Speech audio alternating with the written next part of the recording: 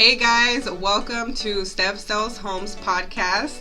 Today we have a very, very special guest who I'm super grateful for coming on the show today. As you guys know, I like to bring powerful people week by week who can help you with your real estate goals and just help you with your mindset overall. He has a very, very powerful story, which I'm very excited to hear from. And this is podcast number 11. We're talking all things solar. And we're here with Jeffrey. And Jeffrey is the CEO of UYS Energy. He's also a solar ambassador. He's an investor. He's an amazing father, husband.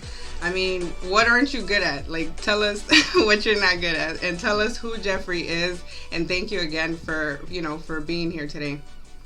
Well, appreciate that, Stephanie. Thanks for having me on your podcast. And to answer your question, I'm not good at a lot of things, but I'm good at certain things, and that's where I've been focusing my time, my energy. I'm excited to be here, man. Thank you for having me, and hopefully we bring value to the audience and clear any doubts that they have about solar or whatsoever. So thank you for having me once again. I have a lot of questions about solar, and I think our community and our listeners have a lot of questions about solar because there's so many misconceptions around what is solar. Ingenious, isn't it? The panels lock onto the sun and then track it automatically. Something like that, yes. Everybody wants to attach it to certain stigmas, and I want to diminish all of those stigmas at the end of this podcast, and I'd like to learn more about it. So what are some let's start with what is it that you guys do at your company? I know that you guys help families through providing them solar energy services. How do you guys start educating the community and letting us know what are the main three benefits, let's say, to going solar? Let's start there. I'd be curious to hear that. Absolutely. So there's a lot of benefits to going solar. One, it's good for the environment. That's one of the things. But in addition to that, it's good for your pocket, right? Right now, as things are going up, rates are going up with the electricity. By going solar, you have the option of going from renting your power to now actually owning it, right? It becomes an investment rather than a monthly expense, right? So we're teaching homeowners on how to go from a monthly expense to now a monthly investment, right? So there's many ways of going solar. One way is leasing the panels, and another way is purchasing them either through financing or purchasing them in cash. So we offer different programs. We specialize in helping families go the purchase route. Me personally, I don't believe in the lease because there's a lot of things that a homeowner is not gonna benefit from it.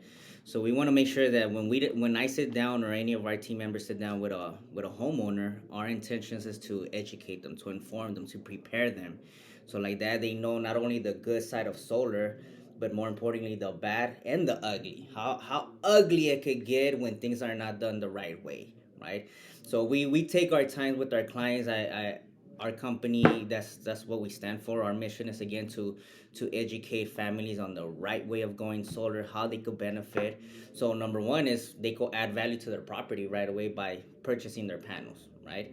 And in addition to that, now they have a predictable bill. I don't know about you, Steph, but when it comes to my bills, I like predictability. I like to know what I'm gonna pay every single month, no matter what. Usually, your electricity bill is unpredictable. You don't know what you're gonna pay until you open that bill, right?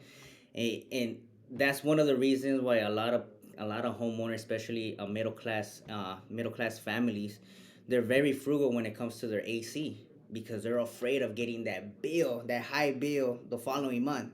They're like, no, turn on the lights. You're not using the TV. Turn on the TV. Don't turn on the AC. Go outside, right? Open the windows. So we teach homeowners on how they go from paying X amount, right? Lowering their rate, making it a predictable bill, but at the same time, them being able to have that lifestyle of, man, if I want to be in my house with the AC turned on 24 hours a day, I'm going to be able to do that. And at the same time, knowing that my bill's not going to go high, right? So there's a lot of things when it comes to solar. I love it. I've been in the industry, I'm going to say about a year and a half uh, so far. And I could tell you that since I started, every day I fall in love with it even more. because it's a crusade. It just makes sense for homeowners to own their power, right? There's the same way, like I always use this analogy of like how much is gasoline right now for the vehicle right now? Like $4 or $5. Some places $6, right? Yeah. They say it's gonna go up to like $10, right?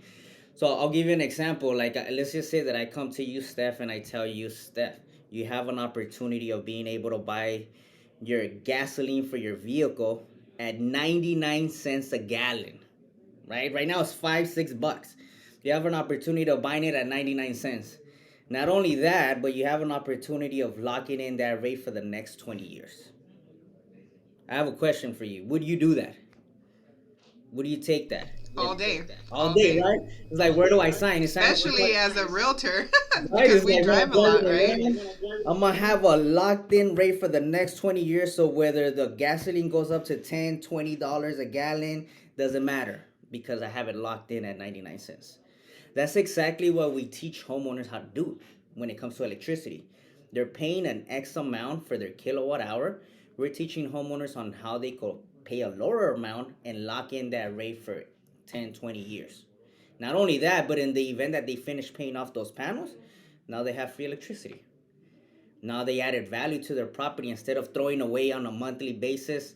I sit down with homeowners and I could tell you that the average eh, annual payment that they're doing to Edison is anywhere from $2,500 to $3,000, right? If you multiply that times 5, times 10 years, that starts adding 10, 15, $20,000 that is going to the drain. Before before solar, we didn't have an option, right? There's like I asked homeowners like, why did you decide to go with your electricity provider? They're like, well, I had no option. They were the only providers, right? And what happens if I don't pay that bill? If I don't pay that bill, they're gonna cut my power. So no matter what, I have to be paying that bill, right? With solar, what we're doing is that we're eliminating the middleman. We're eliminating the middleman. You're taking ownership. Now you become your own self-generating facility, which is producing your electricity. The electricity that you're consuming on a daily basis, now your system is producing it for you. So if Edison or Riverside Utility or whatever, whoever your LEDWP, whoever's your electricity provider, if they raise their rates, people that go solar, people that are proactive and take action, they benefit because their rates are not going to go up. They have a locked in rate. So This is the part I really like.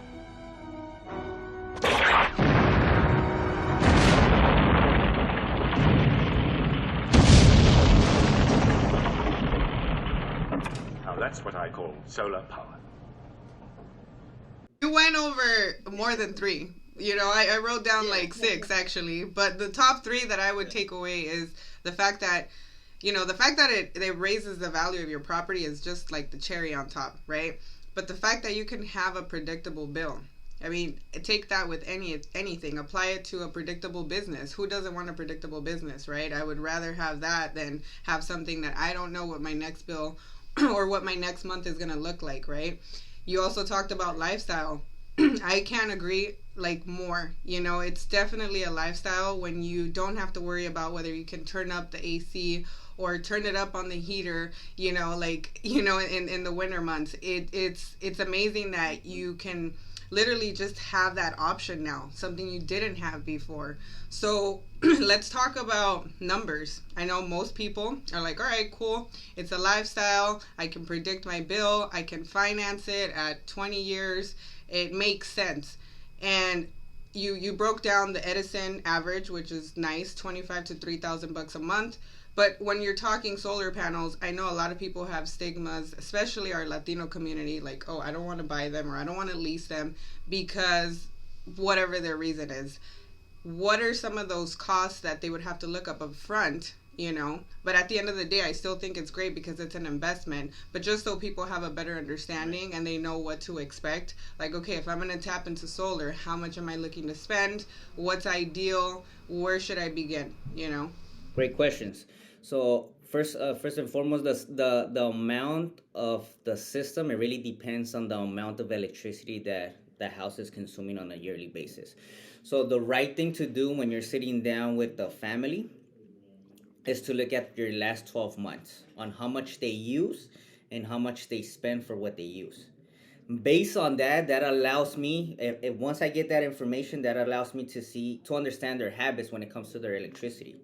One of the things that we ask them is, like, for example, based on their lifestyle, are you using the AC that you want, the way that you want to? Would you like to use your AC a little bit longer? Are you being conservative, right?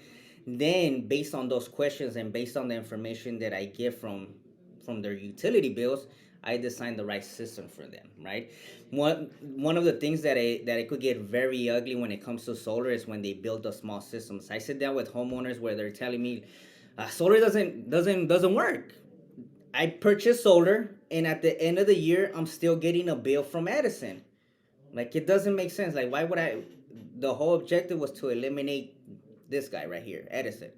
But now I'm paying my solar panels, and at the same time I'm paying Edison. The reason why that happens is that when they sat down with them, they didn't do all the steps. They just went based on 1 month. They just saw one utility bill, and they're like, "Oh, okay, this is how much you're spending. Cool. I'm gonna design a system X amount, right?" They didn't take the time to look at every single month. Numbers don't lie. If I know the numbers and I show you this is what you're using, right? I'll give you an example. Like, let's just say it's 10,000 kilowatt hours, right? If they're using 10,000 kilowatt hours, my job is to design a system that's gonna offset those 10,000 kilowatts. Why? Because if I design a system that's gonna offset those 10,000 kilowatts, I eliminate all their 12 months of bills because the system is now producing everything that they're consuming, right? What we like to do is that if they're using 10,000, we're gonna design a system that's gonna produce 11, 12, or 13,000, right? So like that, they have cushion. If they're not using the AC the way that they want to, now they have a cushion to be able to use that AC a little bit longer, right? More hours, and knowing with the peace of mind that, hey, I'm not gonna get a bill at the end of the year from Edison, right? That's one of the horrible stories when it comes to solar. But to answer your question on how much is it, it really depends. Right now, there's a lot of great benefits with tax credits that customers, if they qualify to go solar, they get a 26% tax credit. And I'll go over that in a bit, because this is one of the misconceptions when it comes to solar. I sit down with a lot of homeowners where they brainwash them, and I'll go into that. But an average system, it'll cost you anywhere from low one 20,000 to 35,000, no more than $40,000. But again, they're getting a tax credit. Depends again on the amount of electricity that they're consuming. The more that they consume, the more that the system is gonna be. But keep in mind, it's always gonna be less than what they're currently paying. So if they're paying $200 a month, when they go solar, that bill from 200 now drops to like 150 or maybe even $100 a month. So off the bat, they're winning. It's a win-win when it's done the right way. And not including the tax credit that they get, right? Aside from the discount on the monthly expense. So I agree. That's why I wanted us to have this conversation today, because I think it's very powerful. It brings a lot of awareness. Just like, I like to correlate everything and connect it to ADUs. And it's the same concept. People don't know much about the ADU strategy. That's why they don't apply it. It wasn't a strategy that was there before, just like solar wasn't an option before. Now it is. And it's our job, right, to kind of lead the way and say, hey, here's another strategy. Have you ever looked at this? And I do kind of the same thing you do, is analyze where the person is, what the lifestyle is for on when they're looking to build ADUs. And I'm going to dive into and kind of pivot the conversation into that, which is my next question. I like to ask everybody that comes through here, first of all, what do you think about the ADU strategy and how powerful it is? And number two, do you think that it will bring a lot of awareness when it comes to solar panels now, given the fact that you have to have solar panels for all new construction? Meaning, if you want to build a detached 2-bedroom or 3-bedroom, 2-bath in your back house, right, you're going to need solar panels if it's a ground up construction site. So where do you see that going, as far as it helping solar and its awareness? And then what is your take on ADUs? I think ADUs is phenomenal, especially for the homeowners, because they're leveraging their property to get some passive income, right? To add value to their property. In the event now that they want to sell it, now they could sell it for more, or they could be getting that passive income by something that they already had. They have the space, might as well take advantage of it. And solar's creating a lot of awareness when it comes to new development. I work with a lot of contractors, a lot of developers that now is mandated in California since 2020 January, that anything that's built from the ground up has to have solar. So people are becoming more aware. Before it was like, oh, what is those things on the on your roof? Esas placas? Like people didn't know. Now they're becoming more aware. They're like, oh man, this makes sense, right? Now they see it from an investment perspective rather than an expense. But I love it, man, because it's giving me an opportunity. ADUs has opened the door for me to connect with a lot of developers, a lot of contractors, a lot of people that are in that niche. Then now it gives me an opportunity to educate them on solar if they didn't know about solar. So it's opened a lot of doors. Now we're able to venture into different areas because now we're able to talk to more people and give them value at the same time. So I love it because it's just a win-win for everybody. Yeah, and as I'm talking to you here, I feel like even when I'm having consultations with clients who want to build or convert their ADU, they're also looking at other expenses. And when you have to take in solar panels, for example, into consideration, you got to have those different conversations with clients. Like, yes, it's an added expense. However, there's tax incentives for it. You're generating more passive income because guess what? Now, if you can actually market that, let's say you're gonna rent out your unit for extra cash flow, and the fact that you have solar on it, you don't have to worry about them cranking up the AC if you're gonna have a specific type of tenant there who's looking for that lifestyle, and you can probably charge a little bit more. It's an incentive for the tenant as well. So all around, it's great, right? Like, yeah, exactly. So think about that when you're building and you're looking at these strategies. I know that once I have my ADU projects up and running for the ground ups that I'm looking to do, I'm definitely going to reach out to Jeffrey, and I consider him to be part of my team. I think everyone in the construction industry should have somebody like Jeffrey on their team because we need people, experts in their field, to come and educate our community or come and educate me, right? And educate the people that are literally seeing it up front and having access to have these conversations with these homeowners and help educate them and kind of knock down these myths. Any other myths that you kind of see out there? I know you like to talk about the ugly side. Yeah. And I love that because it's a great way to just like debunk the myth, right? So what other objections do you hear out there? Because everything that I've heard so far, I don't know. I don't see how, right? You'd get objections, but I know they're out there because I deal with them too on the seller side, Yeah. One of the biggest one is that I come across, and I know realtors come across this all the time on the lease route. Like for example, if they're leasing the panels, one of the biggest thing right there is that again they're still gonna be renting their power from someone else. The only difference is that now they're gonna rent their power at a lower rate, but they're never gonna own their electricity. They're never gonna own those panels. It's not gonna add value to their property. Is that as a matter of fact, it's a liability because now they have something on their roofs that it's not. They don't own it. So if something happens, it could be it could get ugly. So I sit down with a lot of homeowners that wanna purchase, and my job is to explain the purchase and the lease route. The lease, they could get a lien on the property, right? That's ugly for especially for realtors. If they're trying to sell the house, like let's just say that you want to purchase my house, I lease panels in my property. Now you have to assume whatever I agreed upon if I'm selling the house and I still have a term on that agreement. Now you have to assume it. Majority of the time, people don't want to assume what I assumed on.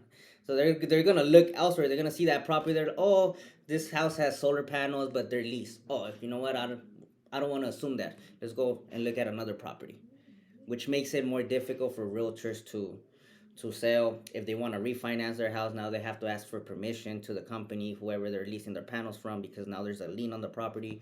So that's one of the ugly sides when it comes to the lease. That's why we specialize in the purchase, because it just makes sense for the homeowner to get all the benefits, that tax credit benefit. On going on to that, that's one of the myths when it comes to solar. A lot of companies tell you that you're gonna get a refund, and it's absolutely false. So I'll give you an example. If you're purchasing panels at $50,000, right? The panels are $50,000. You have a 26% tax credit, which is $13,000, right? In order for you to claim that tax credit, you have to be in liability with the feds at the end of the year, meaning you have to have a tax appetite. So let's just say that you go do your taxes and they tell you, Stephanie, congratulations, you're getting $6,000 back. You went solar, you purchased your panels, you have a $13,000 tax credit, right? You can't apply that $13,000 tax credit because you're actually getting money back, right? A lot of companies are telling homeowners, "Oh, you're purchasing your panels at 50, but in actuality it's 37 because you're going to get a $13,000 back." It's false. They're not It's not a refund. It's a tax credit. So a lot of homeowners are getting taken advantage by that. In their mind, they're like, "Oh, I'm purchasing the panels at 37," which is completely false. They're purchasing them at 50, but they have a $13,000 tax credit. The people that do qualify for that tax credit is the people that are in liability at the end of the year. If you go now and you do your taxes and your tax person tells you, "Congratulations, you owe $13,000," you're like, "Shoot, okay, man, I have to make that check, $13,000 to the feds," and you're like, "Wait, I went solar. I have a $13,000 tax credit. Oh shoot, hey, I went solar. Oh, you did? Let me see. Boom. Now they go apply that tax credit instead of you coming out of pocket for those $13,000. So that's one of the huge misconceptions when it comes to solar that a lot of people have been taking advantage. So we take pride in that because we want to educate homeowners on, hey, there's many different ways of going solar, but you got to see your options on what benefits you. And we have a program where this separates us from everybody else, that we're able to find a win-win for homeowners that they're not able to claim that tax credit, where they're able to take advantage of it. Damn, that's awesome. I mean, I think that's essential, right? The fact that you obviously are very real in educating the community and gearing them towards going the purchase route rather than the lease route. Because I'll tell you, that's a big issue in our industry when we're looking to help sellers move. I have one right now. They want to move. And based on their numbers, right, they're not going to net that much because they owe about $20,000 for the solar panels that they've got to either, I think they're leasing them a portion of it, and then another portion they actually bought, so it has to be paid out at the close of escrow. And then the buyer needs to assume the lease amount. And what happens is that when a buyer is looking to buy a property with leased solar panels, we also have to take that into consideration when they're getting pre-approved or when they're financing the property. And that's the whole issue with leasing them. So I love how you debunk that myth. And I would also advise people, after talking to Jeffrey, is that go the purchase route, because overall it's a long-term investment, right? And figuring out what it is that, you know, your lifestyle, it's just a long-term game. And with the tax credit, I like how you differentiated the refund, because I hear that a lot, and it's not technically a refund at all. It's a credit, a tax credit. So this benefits, again, your investment strategy, because if you're, you know, filing a certain amount at the end of the year, then you can use this as a credit to help you offset whatever it is that you have to pay for the year. However, don't get it twisted, it's not a refund. Yeah. So one of my last questions before we actually hear more about you and how we can connect with you is, if I wanted to go solar, what are like the 5 or 6 steps on going solar? I know you talked about going over my financials on what it is that I pay for the last 12 months. Right. That's a great starting point to analyze. And I would actually advise people that before they come to you, they look at that for themselves. Pull up your last 12 months of bills, look at that electrical bill, and figure out how much you're paying annually and start there. But assuming we did that, you looked over my financials for the year, you know how much I'm paying in electric, you understand my lifestyle, then what do we do? Like, what are the next 6 steps for that? There's not really 6 steps. I think the first step, again, is to schedule an appointment with an expert, right? Like myself, right? So schedule somebody that's going to go out there, is going to look out for your best interest, most importantly. And then you touched it on the nail with the 12 months. That's the first thing that we're going to ask the homeowner, because that's going to allow us to, again, the numbers are not going to lie. Whether they go solar with UIS Energy or they go solar with XYZ solar company, they're gonna know exactly what they're gonna need by the time they're done with us, right? Because we're gonna educate them on the numbers. So now when they come and they sit down with a representative, they're gonna be like, all right, this is how much I'm using, this is how much I'm spending, how much are you gonna sell it to me? Those are gonna be the questions that the buyer's gonna ask us, right? So once we get that information, then based on that, I'm gonna be able to design a system that is gonna fit their needs and their wants. So it's very important that I sit down with them, I analyze, I ask questions to understand where they're going, if they're planning on purchasing an electric vehicle. Majority of people they're looking into that a lot, right? Gas is going through the roofs, and right here in California, they want to make sure that we got the electric vehicles that's taking over right now. So I look into all that. If they're planning on doing HVAC, if they're planning on adding anything to their house, in addition to the house, ADUs, all that we look into consideration. So it really takes time to to do something, to put something together that is unique. Every system is completely unique. There's not going to be a system that is going to be the same, because you're not going to be using the same amount of electricity that probably your neighbor is. You could be using more or you could be using less, right? Even though you live right next to each other, right?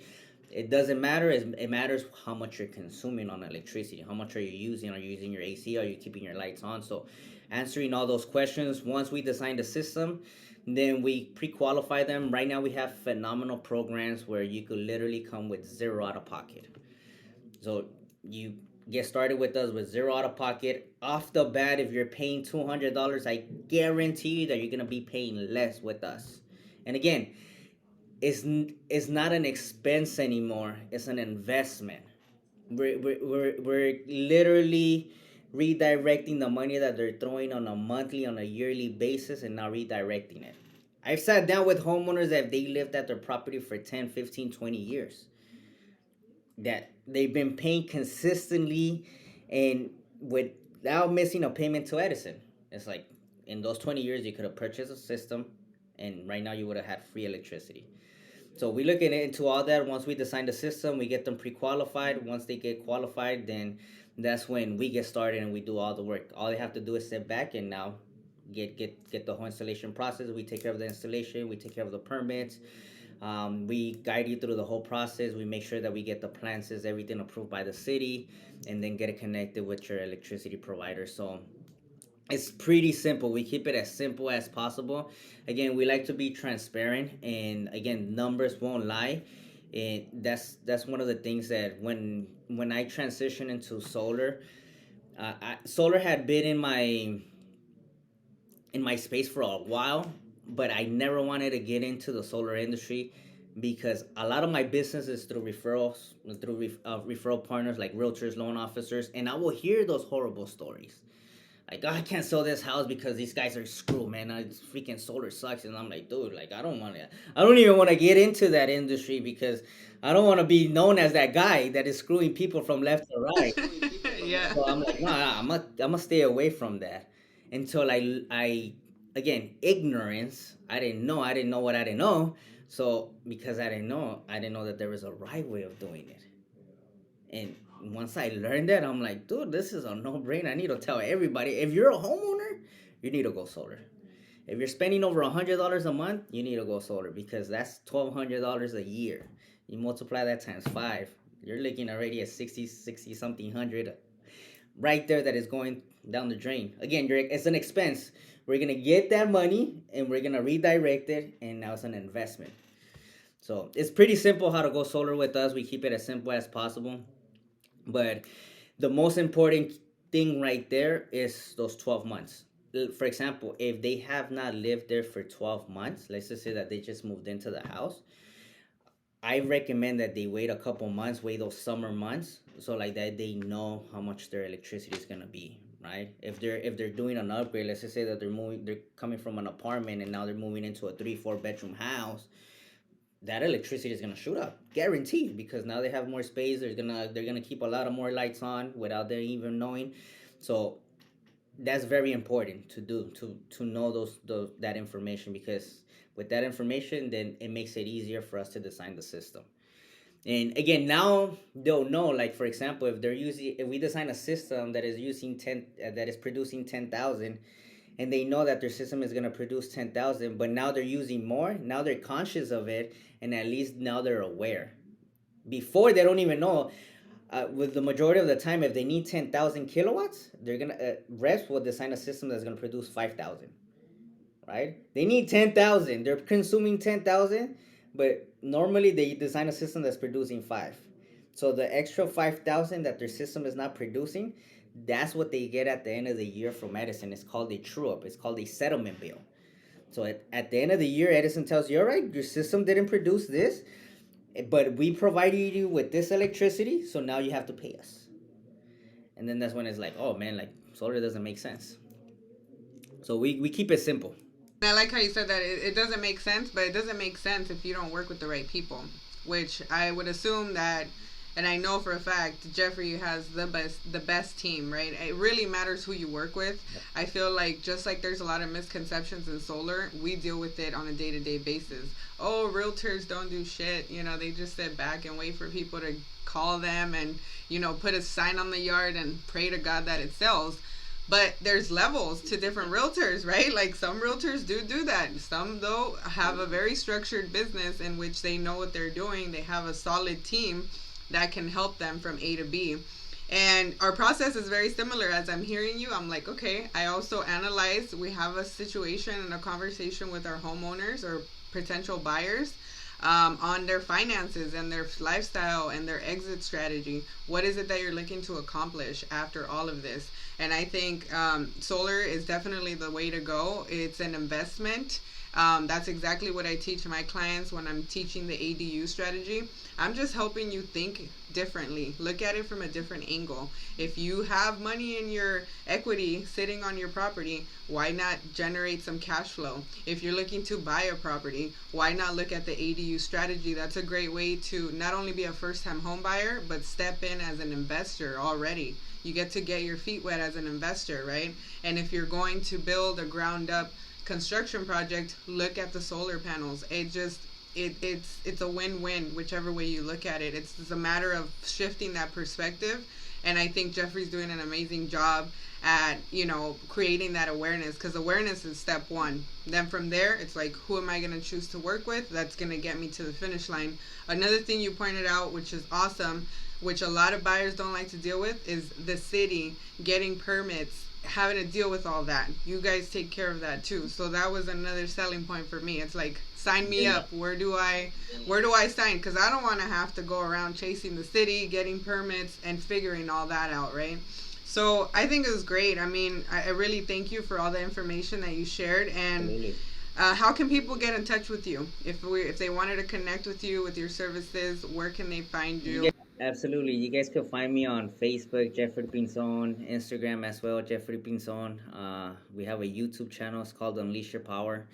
And I was mentioning this to Stephanie the other day. The reason why I started that podcast was, one, to get around the right environment, get exposed and get in that circle and see how these entrepreneurs, successful people think and how they act, but at the same time to bring value to the community. So it was a win-win. Again, I love to do what I operate from a win-win perspective. It's like, how can I win and how can I help other win? So we started that podcast about I'm gonna say like 2 years ago, and I've had the pleasure of interviewing a lot of great people in the podcast, and right now we're just reamping it again.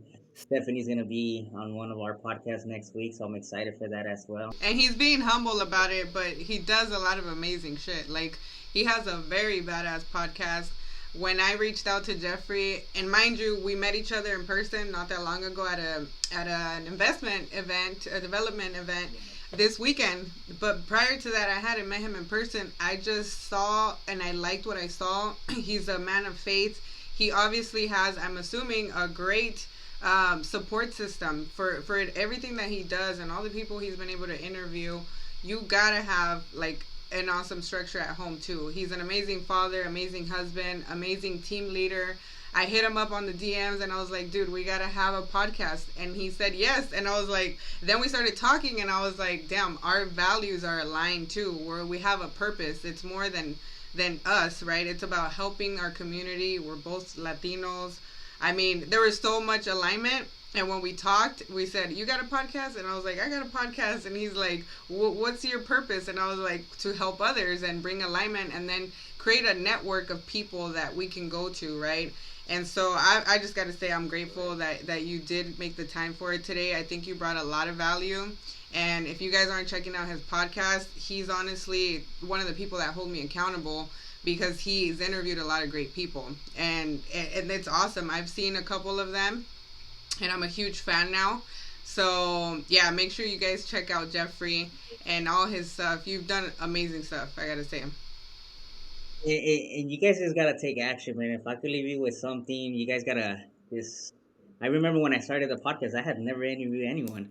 First and foremost, I didn't even like my voice. I'm like, dude, my voice sounds horrible. Like, wow, who am I gonna be interviewing? But I'm like, screw it, man. It's like we're gonna fail forward somehow, some way. I'm gonna get better. And if you really want something, you're gonna go out there and you're gonna make it happen. And don't be scared by failure, man. Get excited by it because failure is more important than success because failure allows you to freaking bring that greatness out of you. It allows you to tap into something that you don't tap into as often. Then when you tap into it, you get to see how powerful you are. And you get to see that it's not about you because when you're powerful, one of my favorite quotes, it's a long quote and it talks about by you allowing yourself to shine, you unconsciously give other people permission to do the same. As you're liberated from your own fears, your presence automatically liberates others. So by you playing a bigger game, you're giving hope and you're being an example for other people that's like, man, I started from nothing, man. I started from nothing and I've worked my way up. And I'm nowhere near where I want to be, but thank God I'm not where I used to be. Right? Thank God I'm not where I used to be. I know I'm not where I'm at, where I want to go, but man, we've come a long way, and it's you just gotta believe in yourself. You gotta fall in love with yourself and figure out what triggers you, man. You gotta understand what moves you, what triggers you, what fires you up, what pisses you off, what makes you cry, what makes you laugh. Understand who you are. Understand and love yourself. Once you do that, things just start getting out your way because now you're in your element. Now you're coming from a place of contribution, a place of awareness that you appreciate yourself, and by you appreciating yourself, you get to appreciate other people because you can't love others without you loving yourself. I didn't love myself for a long time. For a long time, I was very self-conscious. I was born with a smaller leg, so when people will look at me, it's like, oh man, this guy's slimping. He has a skinny leg. Man, why is he like that? So I was like, man, I didn't like that. I didn't like the attention because in my eyes, it was negative attention. And I sold myself on that story. I read a book that said from the age of 0 to 18, middle class and lower class families, kids from the age of 0 to 18, they have programmed over 600,000 negative affirmations. Imagine that. From the age of 0 to 18, you've been bombarded and programmed with negative affirmations. So sooner or later, if you tell yourself a lie, sooner or later you're gonna start believing that. We're part of those statistics, right? I mean, I tell my coworkers, I'm like, dude, I can deal with rejection because we dealt with it as kids, and we were always being roasted, so I can handle negativity very well. Like we grew up with that. However, it took a lot for me to rewire my brain to feel confident. I was self-conscious about my hair for years because a lot of people in my family don't have my hair, so I would straighten it. I would do whatever I had to do to make myself look professional or look a certain way, and it was something that was crippling me, and I didn't have that self-confidence. I want to say that even 2 years ago, I still dealt with imposter syndrome on the business level. From becoming a team leader and having my own team now, you unlock different levels of yourself that now I look back and I'm like, damn, I can't believe that was my thought process back then. But would you also agree that you hit a goal and then you're going to hit another one, and you always want to unlock certain versions of yourself? So when you drop that resistance of failure, that's why I'm not afraid to fail, right? And what he's saying is on point. Never be afraid to fail. I've failed so much, even in the podcast. I've learned a lot, right? I've had to re-record some. I've messed up on some. but it's all part of the journey. It's part of the process. And guess what? Once I hit that goal, I know I'm gonna want to reach another goal and another one and another one, and it never stops. But in that journey, you become a better person and you learn how to help others. But it really starts with you, and loving yourself is one of them. I try to, implement that in my son's head. You're gonna fail, like get that in your system, but really, really love yourself because you project what you are. And Jeffrey is like a light, like he's solar, and that's what he attracts because you know what I mean. Like you literally are light. That's what you attract, and I think that's exactly why we ended up here today. So two final questions, and then I'm gonna let you go because I know you're a busy guy. I like to ask these last two questions at the end. Who's your favorite singer? Singer or rapper? It doesn't matter, singer or rapper. Or you know what? Let's do both, singer and rapper. All right, all right. Okay, I'll give you a rapper, Vico C. Tego from Spanish, and then Pac, Tupac. That's my guy right there.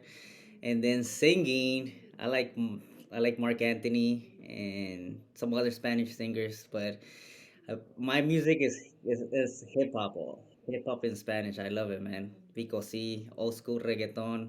That's what I grew up with my brothers listening to. And R&B, man. I love R&B, Usher. I love the nice love music, man. They don't do it like that no more, man. It's that 90s, man. You're taking me back. That's the Yeah. 90s vibe. I love Tupac. I love, remember DJ Quick, Zapp and Roger vibes. I love Tego Calderon. That was like my high school. I think I even for my quinceañera, I did one of the reggaeton songs. It was probably Tego when he was back in his Trebol Clan days, you know? Métele It was sazón, cool. métele sazón. Yeah. Hey, those are our songs that pump us up now. And Oh, final heck yeah. question: what type of food do you like? What type of food do you like? Oh man, I'm a foodie guy. I love everything. That's a tough one. If I could pick one thing, seafood. I love seafood. Mariscos. If it was up to me, I eat mariscos every day. I love ceviche. I love, oh man, aguachiles. I'm Colombian, but I eat spicy food, man. I eat more spicy food than my Wait, wife. you're My wife is, Colombian? I'm Colombian. You're. Yeah.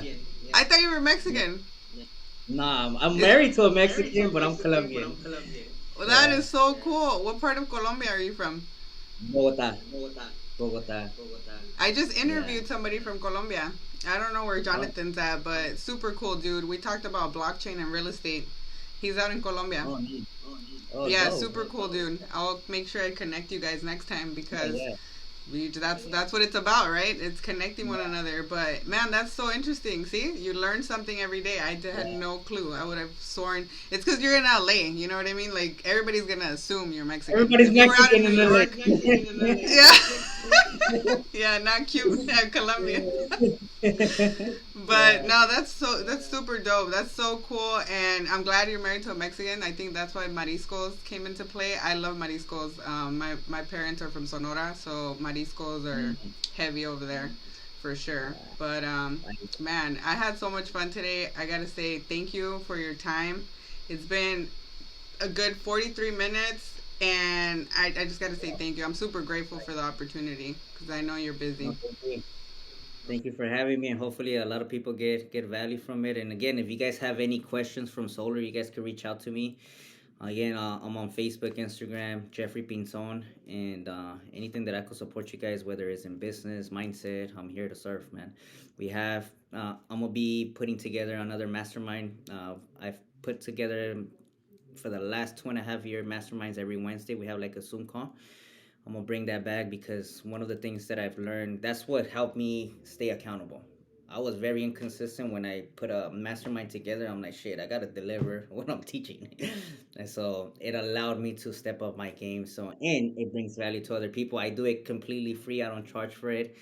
Uh, it allows me to be of service, and I love seeing people grow, man. When I see people growing, it just fires me up. It gets me uncomfortable. My juices start flowing. It's like, dude, I gotta work more. I gotta do more. Yeah, no, it's all friendly competition, and I'll be there. I want to be part of those mastermind groups. You know, I host webinars once a month, ADU webinars, and I'd love to have you on one of them where you come in and have, you know, a little power hour session and teach people about solar panels. I think either way, Jeffrey and I will be working together in a lot of stages. We want to get some events going. We want to create more awareness. And definitely check him out. Check out all his social media handles. He's doing some amazing stuff also on Instagram. He does a very good job of sharing the process. And I think a lot of people can resonate with that because everybody wants to see the behind the scenes. They want to see the nitty gritty, the ugly stuff, you know, the things that we should look out for. And he does a very, very good job of sharing that and explaining it. So check him out, guys. And I hope you guys got a lot of value today. And I'll see you guys on the next one.